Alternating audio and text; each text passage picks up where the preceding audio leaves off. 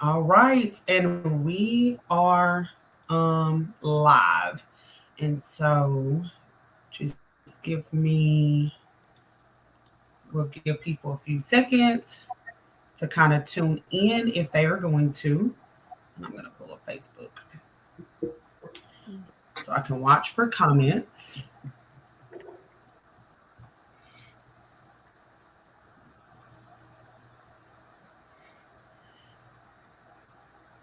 All right, so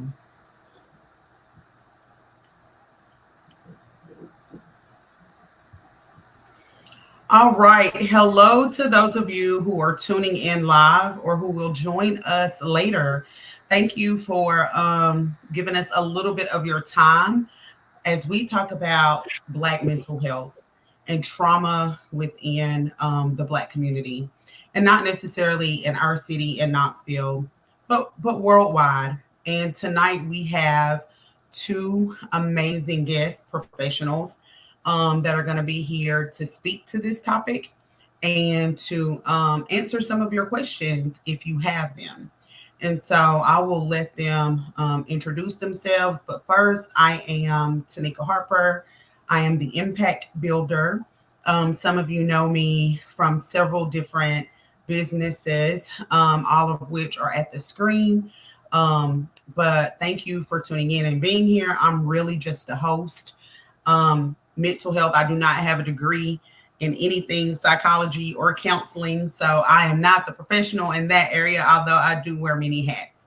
But at this time, I would like our two guests to introduce themselves and talk a little bit about who they are and their background before we get in to tonight's content. So, Jasmine, I will turn it over to you first. All right. Hello, everyone. My name is Jasmine Coleman. I am a first year assistant professor in the clinical psychology program at the University of Tennessee. So I just moved in August. A lot of my work focuses on Black communities. So for research, I do a lot of work around youth violence prevention. So this includes really highlighting some of the strengths that we know exist within the communities. So the importance of adults and the importance of peers and family groups. And so a lot of my clinical work focuses on anxiety for the most part, but I also have a lot of experience with depression, and I've worked a lot with Black children and their parents on different issues. And so I'm happy to be here and happy to be a part of the conversation. Oh, that's amazing. Thank you for being here, Jen. Thank you for being here, Jasmine. And Tanika, I love Impact Builder. Mhm. That's perfect. That's a title for you and all of your hats. So I am Dr. Jen Bush. I'm a licensed clinical psychologist here in Knoxville. I moved to Knoxville 11 years ago after doing a residency in Jackson, Mississippi. I'm originally from Florida. I like to say that I'm from the sweetest town in South Florida, so Belgrade, Florida. I did my training, undergraduate training at Florida A&M in Tallahassee, and my graduate training at the University of Central Florida in Orlando. In my research lab here, I study attention and learning problems across the lifespan. So I tend to work with scholars who are struggling in school. And for a number of years, we were doing a lot of evaluations. And after doing the evaluations, we were seeing that the kids were, while there were noted like learning challenges, we were also discovering a lot of trauma. And so we started this journey trying to understand and unpack the implications of or the associations of trauma and learning problems. And we've had the honor of collaborating and partner with Tanika and Shora. Yes, and we have loved that partnership. And we may talk a little bit about that partnership later, especially if anybody has questions about that. But right now, let's just kind of dig in. And so it's great that the two of you work with youth Mhm. and Black youth in particular. And so it's interesting because when we start talking about therapy and counseling for Black youth, that's really like in our community, we don't do that. That's unheard of. Like as adults, we're not going to therapy and counseling and seeing a psychologist, right? So we're definitely not sending our kids. And so the first question I have is, why do you guys think, what does research say? What is your professional opinion on why there's this stigma around counseling and black children in particular with our black, I mean, if you want to speak to the black community as a whole, that's good too, but I know your expertise is with children. And so Jen, I'll shoot it to you first, and then Jasmine, I'll let you follow up. Sure. I'll just say that the history of psychology and the Black community is not beautiful. There are historical roots that are related to stigma in our community. So much so that in 2021, the American Psychological Association issued an apology to people of color. So when you think of, the Black community, I often think of the Tuskegee study. And, from 1932, folks were enrolled in a study, like they didn't consent to be in this study. And they were denied treatment for syphilis. And Mhm. in the community, we just don't forget that. And there are secrets and things that we just don't talk about outside of the family. And I think, Tanika, I've shared this with you. Like growing up, I remember talking about grades, but not really talking about feelings and my reaction to some of the things that were kind of going on. And then there's also this belief of what happens in the family, it stays inside of, the family. We don't talk about those things. And so I think it's very difficult to penetrate or get to the services that we need because we're pushing up against that historical that trauma. Mhm. Mhm. That's good. Jasmine, you want to follow up or add Yeah, anything? my initial thought was related to the school system. So when we're thinking about a lot of times when the kids are expected to sit still for a certain period of time, or they might be lagging behind their peers at school, a lot of times the teachers want to recommend an assessment or they want to recommend therapy. And a lot of times what comes from that are diagnoses.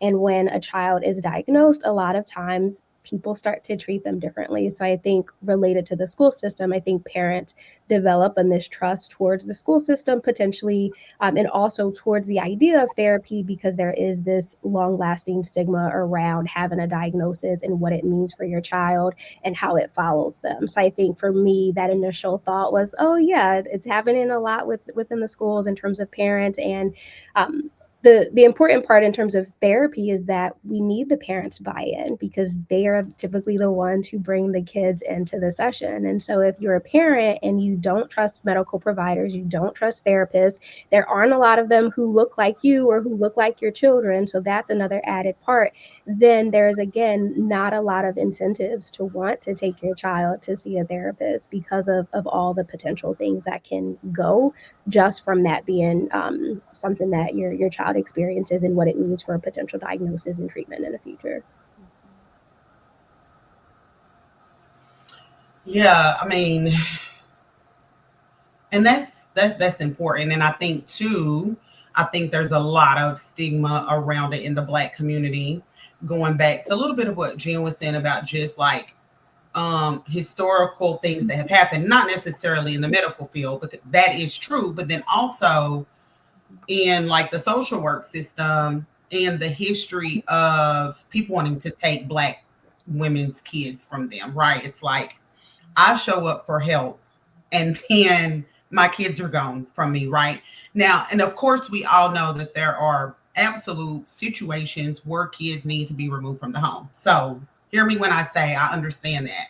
But also, we know historically that that is not always the case, right? And so, there's always this tug and pull between gosh, I really do want to talk to somebody, but I also really don't want the state to take my kids away from me too, right? Mm-hmm. And so it's just kind of like, and I'm glad we're having this conversation because it's not just one thing. It's not just like, it's like peeling back layers of an onion when you're talking about stigma around mental health. And so, Jasmine, if, you know, if there's a kid who's experienced any type of trauma, right? And we know that there are different types of trauma, and a parent is saying, well, we don't believe in that. We don't believe in, we just gonna pray about it. We gonna get through it. What would you say the benefit to counseling for a youth and even the parent at that time, because we know parents need to be involved in that therapy process too. Mhm. What would you say the benefit for teenagers, for young people who've experienced trauma by I getting would some type of counseling or therapy? I would say the first benefit that I think would apply for parents and children is being able to name what it is. So, with my experience working in a residential treatment center, a lot of the kids were being admitted because they were suicidal. There were lots of times family things that were happening, things with other relationships, and a lot of times the kids weren't able to actually verbalize what was happening to them, and they weren't able to name it. And with the parents on the other side, up until the point where it got really bad, the parents weren't also able to acknowledge what was happening or what they saw change within their children, and so they weren't really able to say, well, like, how do I actually ask for help? What do I do? So I think the first thing, I think the importance of therapy is just awareness of what does it look like to be depressed. It looks different in different people. Yes, there's typical things of sadness and feelings of guilt, but there's also being irritable. So if your teenager is more annoyed than usual, it could be because of being a teenager, or it could be because they might be depressed. Or what does anxiety look like? So I think awareness, being able to name it for the parents and for the children. And I think for the benefit for children, a lot of times, and a lot of my work is with adolescents, so teenagers and kind of preteens, we know that they're less likely to go to their parents when they're that age. And oftentimes, if they're going to a peer, the peer knows just about as much as they do, maybe a little bit more, maybe a little bit less. But it's really important to be able to have caring adults in their lives, whether it's a family member or a mentor. And so I think with therapy, if you find the right therapist, right, that the fit is important. But if a child is able to find a therapist, they have that added benefit of having an adult who is able to support them, who is able to help them better understand themselves and better understand the things that they want to get out of life, which they might not be able to think about in the moment if they're experiencing trauma or if they're depressed or if they're anxious. So I would say the main benefit is just awareness, because mental health problems look different in everybody, but then also for children, being able to have a caring person who isn't a family member, and sometimes that's easier to talk to someone who's not related to you. Yeah, so that's good. So, Jen, I know we talked about sometimes about how a lot of kids are labeled bad, ADHD, bipolar, right? But really, they're responding to trauma. And so, and I'm not gonna lie, I've been one of those parents like she just got an attitude. She didn't check that attitude. We gonna don't be talking to me crazy. I've been that parent who, and I've seen parents respond in that way of my kid has a behavior problem, my teenager just has an attitude, I'm sick of it, or they stay in the room. What are some things that parents can look for? What are some signs that may make us as parents step back and be like, okay, maybe it's not just an attitude, or maybe it's a little bit more than sadness. Like, what are some things that parents can look for in their youth to name it, as Jasmine was saying, to be able to put a name on it? Sure. So we often talk about, a clinical disorder is often we focus on the symptoms. So we can give you a list of symptoms. What I like to always look for is the impairment. So these symptoms interfere with your ability to function. It's like you see your child, but you don't really see your child. Like they're not showing up in different spaces. They may be holding back or presenting very differently. So as a psychologist, I'm always looking for the level of impairment. Um, and over time, as we are treating the symptoms, we look for that reduction. So they are able to socialize, they're able to spend time with their peers, they're showing up in school. They're not kind of wearing this mask and kind of rehearsing their lines. They are um, authentic in a number of ways. So, with some of those, like if I'm a parent and I'm saying, but what does that look like in my home? Does it look like they sleep all the time? Does it look like they're getting in trouble at school now all the time? It's like, sometimes parents, we don't know what they don't know, right? And so Mhm. it's like, you know and then by the time the parent figures out something is wrong, Yeah. sometimes it's late because we miss the signs. And Mhm. so, are there any, and I know there are a thousand of them, but are there any just like tangible things that, parents of teenagers, Yeah. signs that we can watch for that may make us say, something more may be going on there? Yeah. So I think, well, with kids, it's important to know that some symptoms may, or some disorders may manifest themselves or show up differently for kids. So I always talk about depression. Usually for adults, we're looking at sadness, kind of isolating from peers. But with kids, often in adolescence, we see irritability. So our kids are oppositional. They don't want to be bothered. They're going to their room, pulling back. We're more likely to see that as opposed to like our kids crying and being tearful. So anytime you notice like a change in their baseline, like in their normal functioning, I think it's important to start having conversations. If the kids are closed, if our adolescents are closed and they're not sharing, we want to encourage you to find a safe space for them to start to talk about their experiences. That's Mhm. good. That's good. So, let me go to my questions here. All right. So, what is the Black community?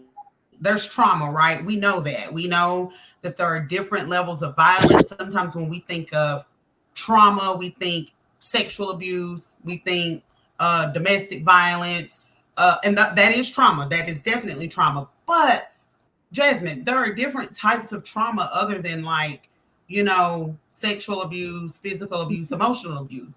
But a lot of times those are the main things that we go to. So, what are some other types of trauma that we are seeing, particularly in the Black community, sent between 2020 and now, with COVID and now, that the Black community is really struggling with? Discrimination, racism, those are big ones. Um, gun violence, so that's something that I study a lot. A lot of families, children in the Black communities, depending on where they're living, experiencing the loss of a loved one. That is very traumatizing, and it can. I know there is this idea too of being desensitized to it, so that also happens. So not everyone is impacted the same way when you're thinking about gun violence or violence within the community, but it is traumatic.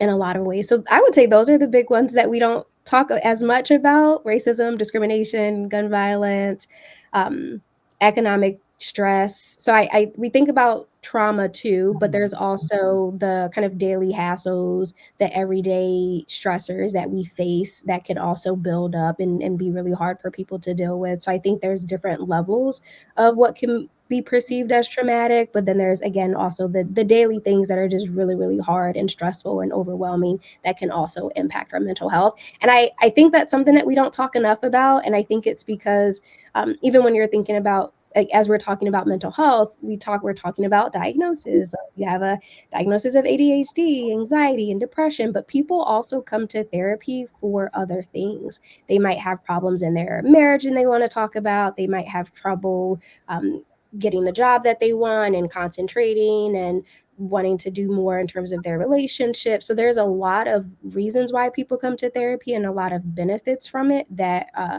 things that we don't really talk about, because the whole, the idea of therapy is you go and you get a diagnosis and then we treat the symptoms of that diagnosis. So lots of ways that people are traumatized, and some of those more daily stressors that accumulate over time that can also be really hard to deal with.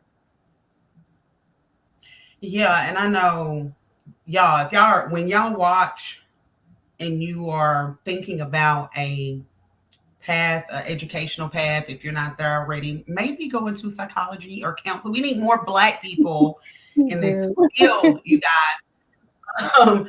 And especially for me, if I am talking about racism as as a trauma or a pain point, which it is, or showing up in a room and I'm the only female or the only Black person, right? Or being treated differently because of those things. I want to sit across from somebody that look like me and have that conversation. Now, it probably don't really matter because the other person on the other side of the table, the therapist, should be professional enough to understand that what I'm saying is my truth. But I would feel more comfortable doing that with someone who looks like me because they may not say it, but hopefully they get it, right? And Mhm. so, y'all, I think, and y'all can correct me on these numbers, but I believe only 4% of psychologists are Black in America, something like that. It's low. It ain't Sounds 10. about Yeah, Yeah. it ain't 10. We know that. So it is low. So y'all go get them counseling I'll degrees. I'll add something really quickly that's related to what you're saying, Tanika. So something I didn't add, but I teach the undergraduate African American psychology course, and I had about 16 students, and I want to say at least 9 or 10 of them were Black, and something that they talked a lot about. So if you know anything about the University of Tennessee, it is not predominantly Black; it's predominantly white.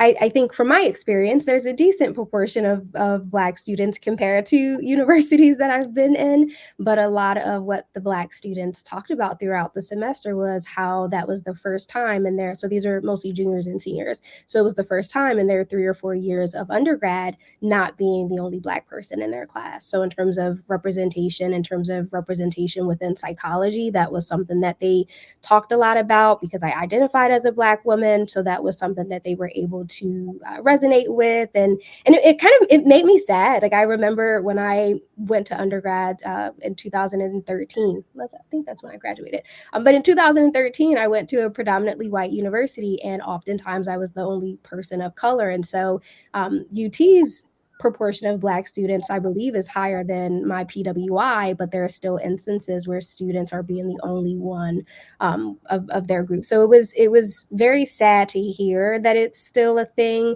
but also nice to hear that our class was a space where they felt connected to other students. So I wanted to add that a little bit because I think it's important in terms of them being, hopefully some of them go into psychology or other mental health fields, and hopefully them being in that space was a way for them to think, okay, maybe we do need more Black people or more people who look like us in those spaces. Yes. And so, Jen, let's talk a little bit about, you know, what are some positive health outcomes for therapy, right? We've talked about the trauma, what it looks like, what are some different types of trauma, poverty, Yes. homelessness, hunger, some of those things. But what could be the benefit of getting therapy, Yeah. and what could some long-term outcomes be for getting the help that we need to deal with the trauma? Sure. We and Jasmine alluded to this earlier. Just the importance of having. Did we lose I Tanika? think we did. Oh no, Is it still going on? I believe so. Okay. Oh, there she is. Right. Okay. Awesome. So we were talking about the importance of having just a safe space. And so many folks are just coming in and they're talking about the need, they feel the need to wear masks, the need to present themselves differently, and they're just tired. And so it's nice having a space to kind of be authentic, and to also, start to unpack some of these lived experiences. So I'm really big on, at one point I talked about the importance of having a safe space. And now I say we need safe spaces Mhm. to remove the mask and to just be. And once you have that clarity and awareness, as Jasmine, you said earlier, you have the tools to the vocabulary to define and talk about your lived experiences. For scholars, for our young children and adolescents, we give them techniques, we give them behavioral and cognitive tools that they can use. We also want to support parents. We give them tools that they can use to create that safe space at home. And we are our goal is to reduce that, the impairments that the kids are experiencing, so they can start to navigate those spaces that at one time may have been very difficult. So can you explain? Because I know you said this word a couple of times, and I just want to make sure that I understand it right and that the audience understand it. What is an impairment? Mhm. A problem in a specific domain. So it could be a learning impairment. So grades, low grades, a number of absences at school. So they're late for school, behavioral problems at school. At home, an impairment could be the family relationship. So a strained relationship between a child and a caregiver. In the community or in a social context. It could be social problems. So, kids who are not making friends, kids who can't or are struggling with maintaining those friendships. Um, Mm. as an employer, sometimes we talk about occupational impairment. So, finding a job, keeping a job, um, showing up on time. We know that mental health can affect you in so many different areas, and we have to document that in terms of diagnosing. Yeah, so that's good. So that's good clarification. And so we talked about the positive outcomes. Hey, there are some positive long-term outcomes for enrolling yourself, your child in therapy and getting the mental health. What are some negative ones for not doing it? I mean, what are we seeing? Like, I know the work that we're doing at Shora, we're saying we're being proactive. We Mhm. are preventing certain outcomes, right? And so a lot of our students, going back to what Jasmine was talking about, experiences gun violence in their community. They experience the economic challenges. They experience the hunger. So our kids, we have multiple traumas, right? And so I'm a parent. I'm working. I'm doing my thing. I'm trying to make ends meet because I have economic challenges. I'm not thinking about how this might be affecting my child, because I'm trying to make it right. And so what does research suggest that these types of traumas, what are some of the negative outcomes if they're not attended to? Yeah. I Jen, yeah, can. you can take it. Oh, Yeah. go ahead. Either one. There's a lot. So, in terms of medical, so there are medical associations. So, trauma is associated with heart disease, it's associated with COPD, diabetes, STDs, broken bones, cancer. Trauma has a very strong connection to a number of physical health challenges. And I like to say, if you don't manage stress, stress will manage you, and it can show up in terms of these physical ailments. Also, in terms of other mental health challenges, so it's associated with high rates of depression and high rates of anxiety, later substance use and abuse challenges. So we cannot afford to ignore the impact of trauma. Yeah, Jasmine, did you want to add anything or Yeah, feedback? it's also we talk a lot about um, the mental aspect of it, but it's also related to behavioral difficulties. It's related to delinquent behavior or involvement with criminal activity, and that can lead to incarceration, which can lead to a whole host of other mental health problems. So it can become a cycle if it's not helped, if treatment isn't If it's sought, not the right treatment, because there are lots of problems. Oh, well, okay now, cause you said that like, so what is the wrong treatment? Let's talk about that because you said the right treatment. So what else is happening out there that we need to know about? I think so.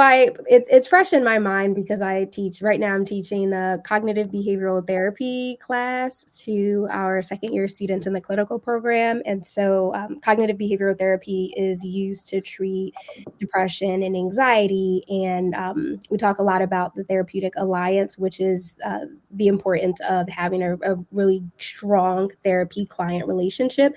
So I think when I'm thinking about the wrong treatment, it's more so having a therapist who's not understanding your values as a client, who's not understanding the strengths that you might bring, who's not understanding the cultural background and cultural history related to your experiences, and so treatment might look a little bit different than what it could look in a helpful way. So this could be maybe they're not maybe they're not using your strengths. If you say that religion is really important to you, if you're saying that your family relationships are really important, maybe they're not bringing that into the room. Maybe they're not using that as a tool to help increase your engagement with therapy. I think maybe if they're using the wrong treatment modality. So we know when we talk a lot, or it's important to talk about evidence-based treatment, CBT, cognitive behavior therapy. There's a lot of evidence for its effectiveness with depression and anxiety. And so if a therapist wants to experiment and explore and use a different treatment modality that doesn't have a lot of evidence, that can also be the wrong treatment.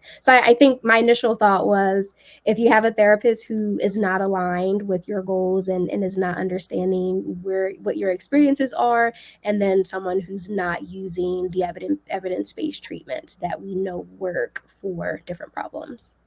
Mhm. That's really helpful. I mean, that's really, really good information. And I have a therapist, you guys. I have Jesus and my therapist, and they both work. And one thing I like about my therapist is in the first couple of, I mean, the first day that I met her, um, I talk about God a lot because I'm a spiritual person. And she said, so I understand that religion is important to you and God is important to you. And so she brings that into our conversation when I'm in therapy. And so I love that about her because yeah, that is important to me and it's how I get through my day most of the time. And so yeah, so that's helpful to know that, therapists should absolutely be doing those things. And I know at Shora with our kids, one of the things that I said to Jen when we were meeting before we even started the collaboration is if we're going to have white students there, I'm okay with that.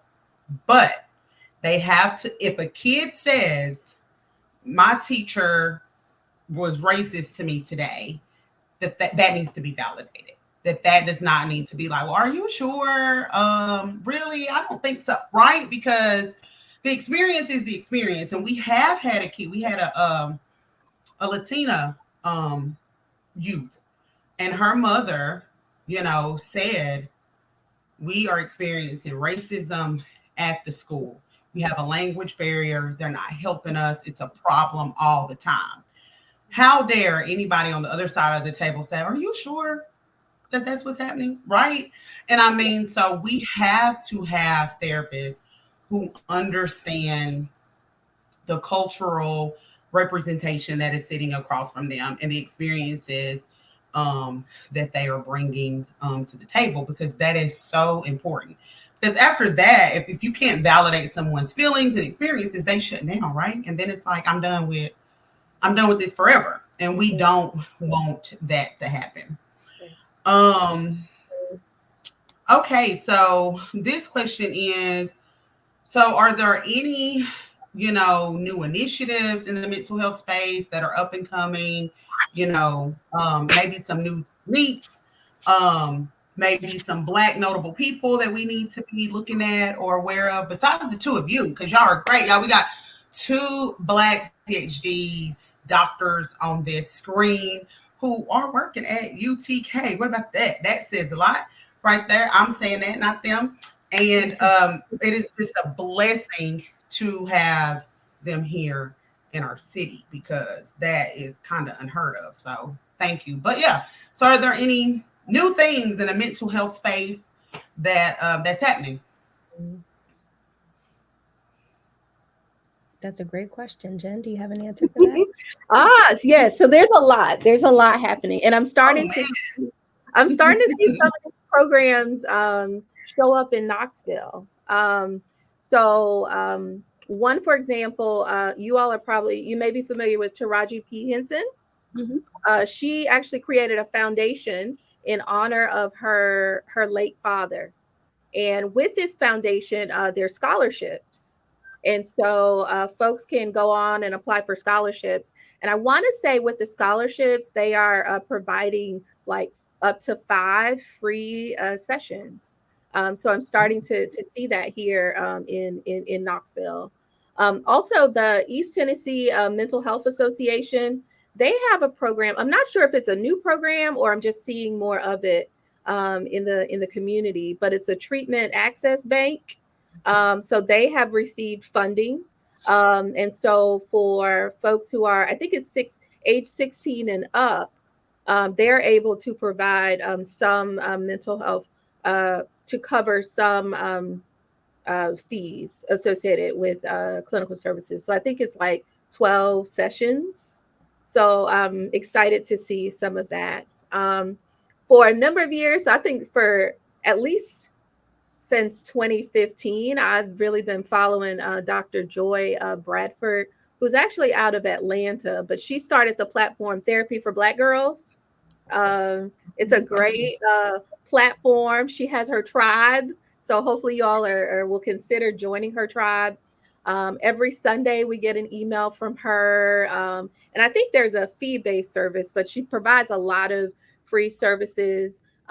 She had, I think in 2021 or 2022, it was like the number one health podcast. Oh So wow. she has like timely discussions that are really, really helpful for the Black community. I know recently there was one on cardiovascular health in, I think, Black women. So those are some good movements that I think we should follow. So there's Therapy for Black Girls. It's a great resource if you want to find therapists of color and folks who specialize in working with Black communities. For the guys, there's a therapy for, I need to search this. I think it's Therapy for Black Men. I'm not on that platform as much, but definitely check out those spaces. And the last one, I want to acknowledge there are a number of psychologists or a few psychologists of color in Knoxville who are holding it down. They are serving many and doing a lot. And I want to acknowledge Dr. Ebony Winford, who is at Cherokee, who is doing amazing work at Cherokee. She does a lot of health disparities work, and she is a national trainer and consultant. So I'm so proud of the work that she is doing in Knoxville. Jen, that was a Yeah. long list. Yeah, that was some good. It was amazing. There's It a was some good stuff. movement. There's a Yeah, movement. it's a movement. We are headed in the right direction, for sure. And so, Jasmine, so if people are tuning in later and they want to know, they're like, how do I, maybe get some free to low cost resources? Does UT provide that, or can I call UT? Can I call Jasmine? Can I call Jen? So you want to talk a little bit about the labs at UT and how people can maybe take advantage of that? Yes. So I can speak more to the clinic. My lab doesn't, unlike Jen's lab that offers trauma-based CBT groups, my lab doesn't, we don't do any clinical services yet, but we probably will in the future, hopefully. But through UT, from my understanding, so we have a website, which I should know what it is, but if you Google UTA psychological clinic, it should pop up. It is income based, so it's a sliding scale fee. So I think the cheapest you would have to pay is about $10. And we try to be flexible, especially with people who we know are having economic difficulties. We try to be flexible, especially with undergrad students who are no longer probably being taken care of by their parents, so their income's probably really slim. So we do. I think I want to say both of our. I think our adult wait list might be closed right now. Jen, let me know if you've heard something differently, but I think it's closed right now. But they've been working really hard at trying to kind of go through the wait list in terms of assistance there. We do also have a kinship caregiver group that's virtual, and that is free, I believe. So that's virtual. I think it happens every Tuesday. So that you can get more information about that on the Facebook page for the UT Psychological Clinic as well. But I think in terms of the ease and if it's easier to contact me, my email is JCOLEM71 at UTK. If you have questions about how to get into the clinic, I can definitely point you in the right direction and send you information that could be helpful as well. Jen, you want to talk about your lab a little bit and what you guys specialize in, what you do, and Sure. how people can get involved in it? Maybe through the same link, I don't know. But if you want to Mhm. share a little bit about your lab. Sure. And then before I get to the lab, I also want to recommend that if folks are interested in therapy, um, they may want to look into services that may be provided by their employer. So Mhm. sometimes we rush through orientation. And for a lot of companies based here in Knoxville, there are EAP benefits. And I encourage clients use your EAP benefits. What's Uh, EAP, Jen? it's an employee assistance program. And based on your employer, there are different companies, but there are companies here in Knoxville that will provide 6 to 8 free sessions every year. So I encourage folks, that's just preventive. Use your benefits. You can use it for yourself if you have dependents. And your therapist, we're not like sending notes to your employer. Like it is a confidential space, and it is free. It is paid by your employer. So I encourage folks to use those benefits.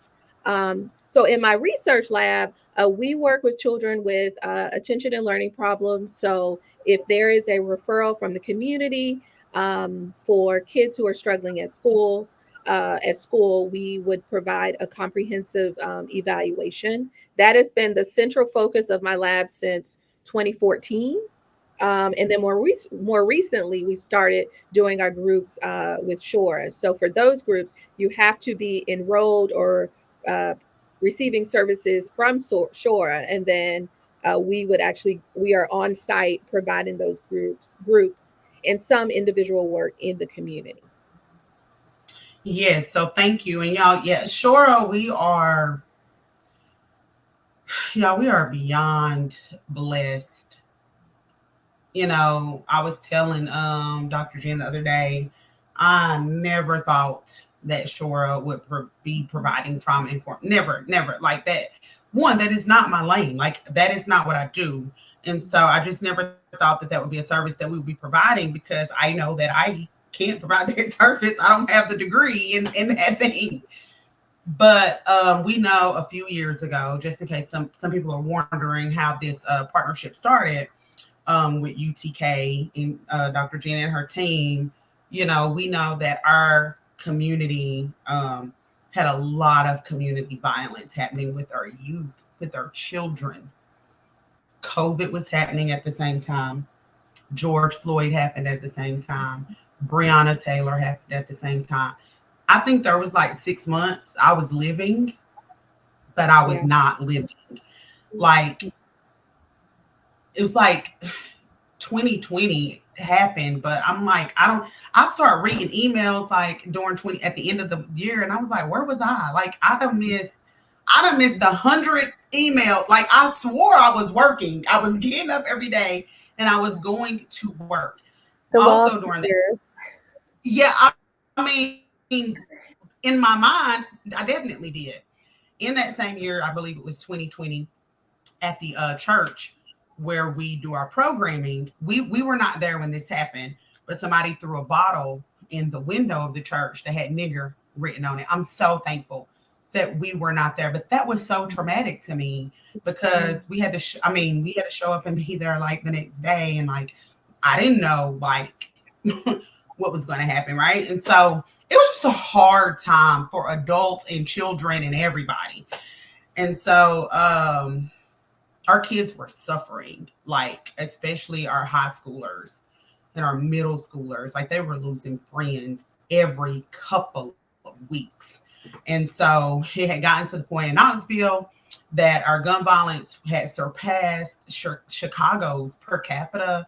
And I called Jen. Jen and I were in a CAC leadership class together a few years ago, more than a few years ago, because anything before COVID, I feel like now is like ancient times. But so I knew her background. And I just called her and I was like, I know that you're a therapist. I don't really know what kind. I don't know. I know that this is what you do.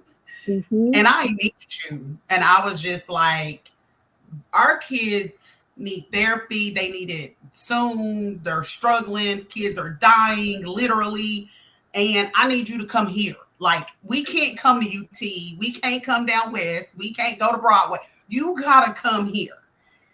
And she said, what? Sign me up. I'm ready. What I got to do? Like, she didn't ask me a question. Like, she didn't say, well, let me get back to you on that. Let me check with so and so. Or she was like, I'm in when we meet. Yeah. And we met for about 6 to 8 months because we wanted to. This is new. This is unprecedented what we're doing. And we didn't want to just jump into it and just start something. We wanted it to be right. We wanted it to be specific to our kids, to the needs that they had specifically. And I can kind of let her talk about her process on that end. But my process was, my community is dying. And I mean, like literally dying, not a metaphor.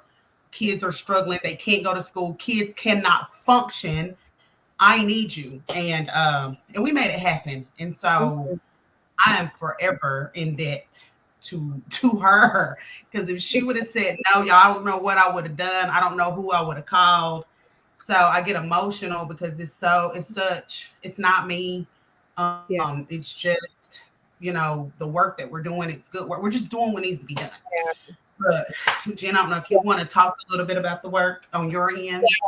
I just remember, Tanika, we like started a conversation in 2019, and then I think I ran into you in Downtown, the. I think somewhere. I know we also ran into each other at the Kroger on Asheville Highway. So it was like, we need each other, because on campus, we are struggling with transportation issues. We are running into all of these systemic challenges. And so part of Jasmine, in our responsibility at UTK, we are responsible for training the next generation of clinical psychologists. And we can't train them to provide culturally responsive care if our clients are not showing up. So I feel like in a number of ways, we have been waiting, and this process, this approach, it's not working. And once you have experienced community like Shora, there's no going back. There is like no going back. And when I think about what we're doing, I think the most important thing is that we are addressing stigma, and we are forming a relationship. I like to say that we are embedded in the community. We Yeah. do our groups, but even before we started the groups, like we're outside, playing basketball. We are, doing the sidewalk chalk. We are just forming relationships. And that is the foundation that we have built. And I'm saying we, Tanika, we have built this program together, just to see the scholars when they run off of your van, they are in this safe space. They Yeah. are fed. I've seen their snacks. They are fed. They know that they are in this safe space and they can be who they are. And that is the beautiful foundation that we have to implement this trauma informed program. So, like, your knowledge, your care and concern for East Knoxville, coupled with these evidence-based practices, like it has to work. We were very intentional about building this program. So um, I'm truly blessed, and I'm able to share it with my colleagues now, and to share it with the clinical students. Like, they are so excited about what we have created in my community. I love that. Yeah. Isn't right? And Mhm, so, y'all, more is coming. We are not done yet. I won't talk about the vision because, just ain't putting it out there yet. But more is coming. So look for more from Shora in the mental health space. We want to do more. We want to expand. We want to do some things. And so we're not going to stop with just our kids that we serve currently, but we had to start somewhere, and we had to start with that immediate need. But we have not forgotten about everybody else. So I do want mhm, people to know that. And we are constantly trying to figure out how to move forward in the right way. And mhm, so just stay tuned for that. Let me just make sure I don't have any other questions. I don't think I do. Are there any last minute things you guys want to say about the work, about the importance of self care, mental health, or anything you'd like to leave with the Facebook community before we end? I'd like to say something to the parents. I think a lot of times it can seem like parents don't know where they fit when their children are having some problems. They might not know how to help them. I think the main thing I would want parents to know is that you do matter. You matter a lot. You continue to matter, even when you think you don't matter. You Parents are just so important, and continue to be important, not just when your children are young and teenagers, but throughout the life course. And so kind of continue to remind yourself of that even during those moments where you don't know how to help them. Your presence is enough. Spending time with your child, even when they don't want to, hugging them, even when they don't want to necessarily be hugged in that moment because they're in that stage. But I would say parents are really, really important and can help children in terms of their mental health more than they probably feel like they can in the moment because parents matter. mhm, That is so true, and that is so good because when your kids are going through things, parents suddenly become the devil. I mean, like it's like, oh my gosh, but I love you, but it's like, no, you don't. But anyway, so that is very helpful and very good information to parents to kind of hang in there. Like, it is only a season, right? But yeah, there is help to get you through. You don't have to do it alone. I mhm, think is what we're realizing, and especially at Shora. Um, when we first started, some of our parents didn't sign the paper for their kids to participate, right? Like, they just didn't.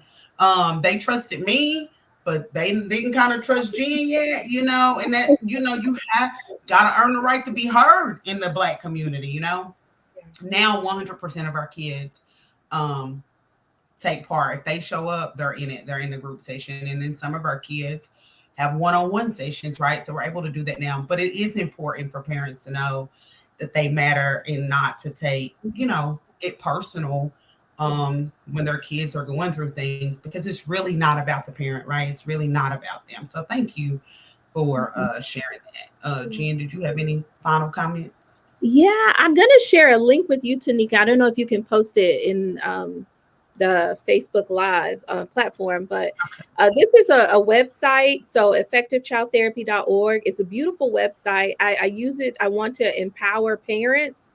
You can go on and learn about evidence-based practices, all of those treatments that work that Jasmine and I have been talking about. You can click on a different disorder and it will pull up the research that you need on the disorders. You can also just click on symptoms like I'm sad, there's anxiety, and it just pulls everything up for you. So I think when you are looking for a provider, that's an important decision. And I want parents to be informed as they are trying to find the right provider for you. In doing this work, I've also, and I'll close out with this, I've seen parents make sacrifices over and over again to make sure that their kids are well. And I always have to encourage them to pause and to take care of themselves. When you are well, you have the clarity, you are a better parent, you're a better sibling, you're a better child. Like you can function so much better. And sometimes I see parents not taking care of themselves because they are taking care of other folks. You know, culturally, we are socialized to be strong, to provide and care for others. And I think we have to hear it over and over again. Take care of yourself, find that community. You know, we know that community, in our community, often healing occurs in community. So find that community that you need to take good care of yourself. Mhm. When parents take care Absolutely. of themselves, it also is good modeling for children. So when we're talking about showing, kind of breaking the cycle, we know stigma exists. We know Yeah. it existed for our generation, for the generations before us. I'd like to think it's starting to decrease a little bit, but I don't know what the numbers are a little bit in terms of stigma. But if you're a parent and you're hoping that your child has a different path than maybe you did, being able to take care of yourself and then use that as a model for your children being able to take care of themselves, I think is also important. Mhm. Yeah, that's good. And I think you're right. I think we're hearing more Black people, Black adults, Black celebrities, people in our communities talk about the need for therapy and that they are looking for that. But somehow I think we still don't think children need it. Right. I Right. don't know. I don't know if we're there, if we're that far ahead in the game, right? Mhm. Um, I remember people used to tell me as a kid, you don't have no feelings, you don't have no nerves, so it was just like we don't think kids got problems. So it's just that, like, I still think there's some of that still there when it comes to our youth. But Yeah. I definitely do think, and I'm proud to see more conversation around Black adults, Black women, Black men Yeah. getting therapy and talking about self care and the soft life and Black Mhm. women, you don't have to be strong. You can be soft, and so there is some newer language around that, and that I've been seeing. So hopefully we are headed in the right direction. Well, you guys, that is our webinar, workshop, Facebook Live, whatever you want to call it. That is our conversation for tonight. If you are watching, even if it is not live and you have questions, whether or not I can answer them, still put them in the chat because I'm sure between the three of us or in the comments, we can get the answer for you. So thank you for tuning in and stay tuned for maybe another conversation coming up in another couple of weeks since it is Black History Month. Mhm.